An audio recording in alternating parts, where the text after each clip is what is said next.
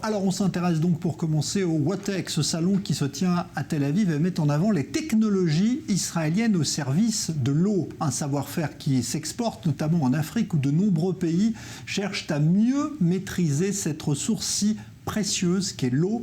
Reportage au WATEC Ariel Levin avec Eric Aldezos. L'eau, c'est la vie, mais aussi un défi. Car comment approvisionner en eau la population mondiale croissante ? Il est un petit pays du Moyen-Orient qui semble avoir trouvé de nombreuses solutions. C'est pour cela que les nations du monde entier se tournent vers Israël pour obtenir des réponses. Et se sont donné rendez-vous du 18 au 21 novembre à la 8e édition de WATEC Israël. Cette exposition professionnelle se tient tous les 2 ans et réunit des dirigeants d'entreprises israéliens et internationaux, des ingénieurs des services d'eau, des décideurs politiques et des chercheurs. Israël est un pays aride. 60% de notre masse continentale est désertique. Malgré tout, l'agriculture est le principal moteur économique. L'irrigation a donc toujours été le principal défi. Certes, on savait que le miracle agricole israélien s'exportait aux 4 coins de la planète. Mais c'est ici un autre savoir-faire qui attise la curiosité et la convoitise des visiteurs, le recyclage des eaux usées. Car Israël bat des records dans ce domaine. Près de 90% des eaux usées sont recyclées, contre 35% pour Singapour et 27% pour l'Espagne, en tête de liste des autres pays. En Israël, ces eaux recyclées sont utilisées pour l'agriculture. Un pourcentage à faire pâlir ou rougir les autres États, c'est selon. Ici, solutions et technologies sont exposées. Tous les continents y sont représentés. Et l'Afrique n'est pas en reste.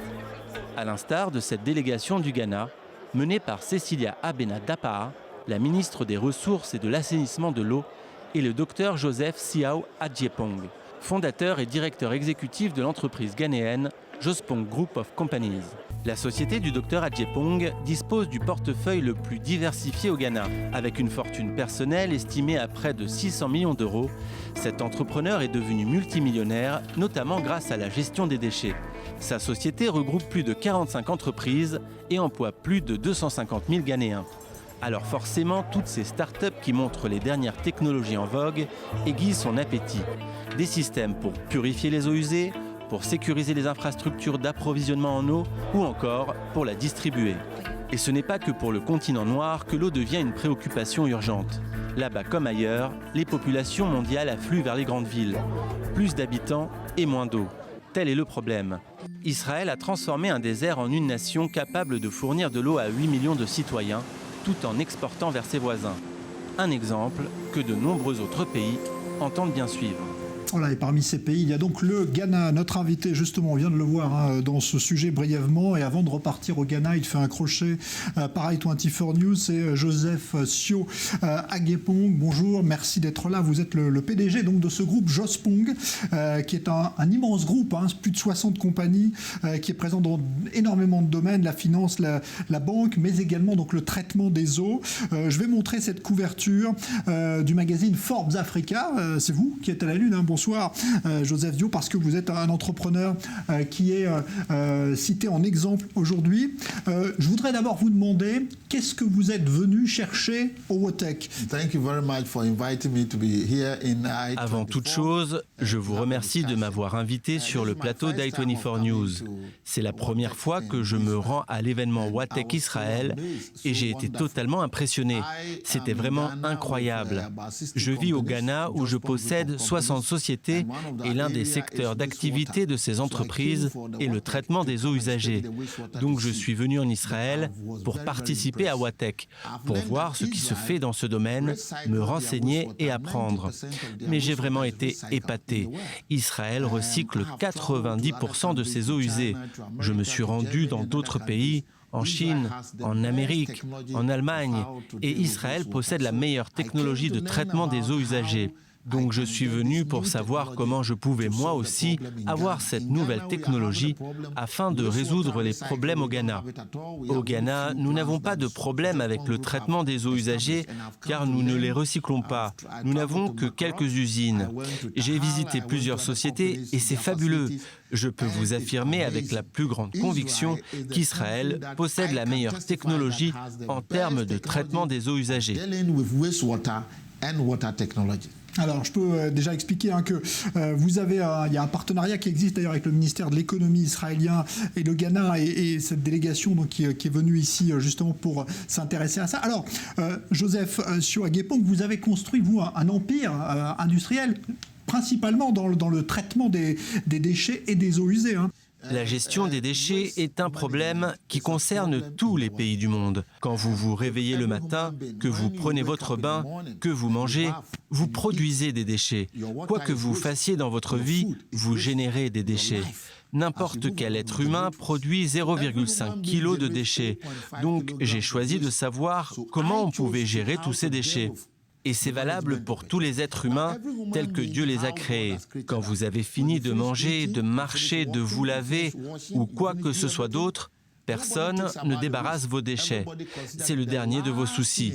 Donc vous vous levez le matin, vous vous réveillez, vous ne regardez pas les déchets que vous avez produits. Et moi, je me suis dit que nous devions régler ce problème. Et en Afrique, la gestion des déchets est un problème. L'Afrique compte plus de 1,2 milliard d'habitants et tous les déchets qui sont produits constituent un problème. Dans tous les pays d'Afrique, il y a des problèmes qui existent. Nous avons le sida, Ebola, le choléra, le paludisme et d'autres maladies. Nous avons tellement de problèmes.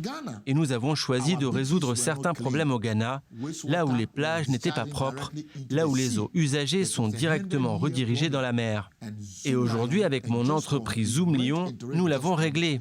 Un problème vieux d'un siècle, qui datait de l'époque d'avant l'indépendance du pays. Maintenant, nous nous servons des eaux usagées pour produire du gaz bio. Nous les recyclons pour en faire de l'eau propre. Alors pourquoi est-ce que j'ai choisi cette voie? Les êtres humains ne pensent pas aux déchets. Et moi, j'ai décidé de relever ce défi, car ça nous permettra de vivre plus longtemps. Les dirigeants africains sont confrontés à la gestion des déchets. On refaçonne le littoral africain. Ça crée des problèmes, nos villes évoluent sans cesse. Oui, ça crée des problèmes. Nous avons choisi de résoudre ce problème pour que la population vive mieux et plus longtemps. Est-ce qu'au Ghana, le problème aujourd'hui, c'est le manque d'eau ou c'est justement le traitement des eaux usées? The Ghana has about 53 billion cubic liters of Le Ghana possède environ 53 milliards de mètres cubes d'eau. Donc nous avons d'immenses réserves d'eau douce dans le sol et les nappes phréatiques. Mais le problème, c'est comment traiter cette eau et comment avoir un système de traitement technologique qui ne prenne pas trop de place. La première fois que je suis allé en Israël au salon Watec, j'ai vu qu'ils avaient un petit système. Je suis allé chez Fluence, une entreprise qui avait un petit système de traitement pour 2000 personnes, 500 personnes, 100 personnes. C'est une nouvelle technologie. Normalement, en Afrique, au Ghana, il faut un très grand système qui requiert davantage d'énergie et d'électricité. Je suis venu en Israël, j'ai visité des entreprises, notamment Odis. Odis possède un petit système qu'on peut adapter. Le défi au Ghana, c'est le traitement. On peut traiter beaucoup d'eau usagée, mais il faut plusieurs systèmes différents, beaucoup d'eau et d'énergie. Notre but, c'est d'utiliser une nouvelle technologie qui consomme moins d'électricité et qui ne nécessite pas d'infrastructures plus grandes. Il nous faut un système comme celui d'Odis que l'on peut utiliser pour 50 personnes, 100 personnes, pour des petites communautés. Nous sommes venus ici pour découvrir toutes ces solutions, surtout dans le secteur du traitement de l'eau. Dans les mines et d'autres endroits du nord du pays où l'eau est polluée, Israël possède tous les meilleurs systèmes. Donc au Ghana, le défi consiste à traiter l'eau propre et recycler les eaux, surtout les eaux usagées. Nous avons moins de 0,2% d'eau traitée et nous devons développer cela, surtout dans les zones rurales, notamment les assemblées de districts où les liquides usagés sont tout simplement déversés sur le sol. Je suis venu en Israël pour trouver un système qui permettra de remédier à cette situation. Is dump raw on the ground. I've come to find a system here to go and use it to treat it.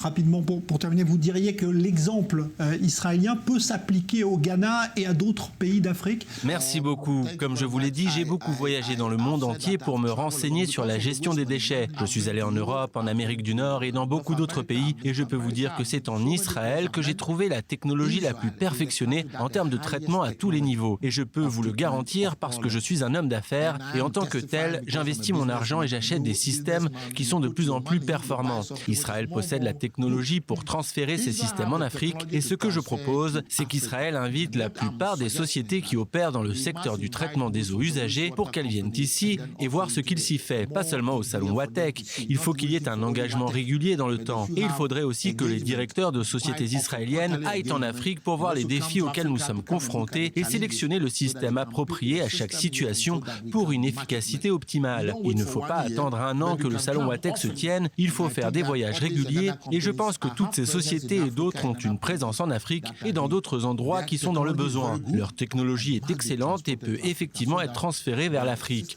Cela permet à Israël d'aider l'Afrique et de consolider les relations qui existent entre les deux. Israël et l'Afrique collaborent déjà dans de nombreux domaines, sur le plan sécuritaire, dans la cybersécurité, dans le secteur technologique, etc.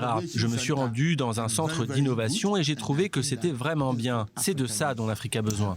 Eh ben merci en tout cas d'être venu le dire dans le magazine Afrique, Joseph Sio Agépong. Je remonte la une du magazine Forbes Africa, où on vous voit avec cette très jolie veste.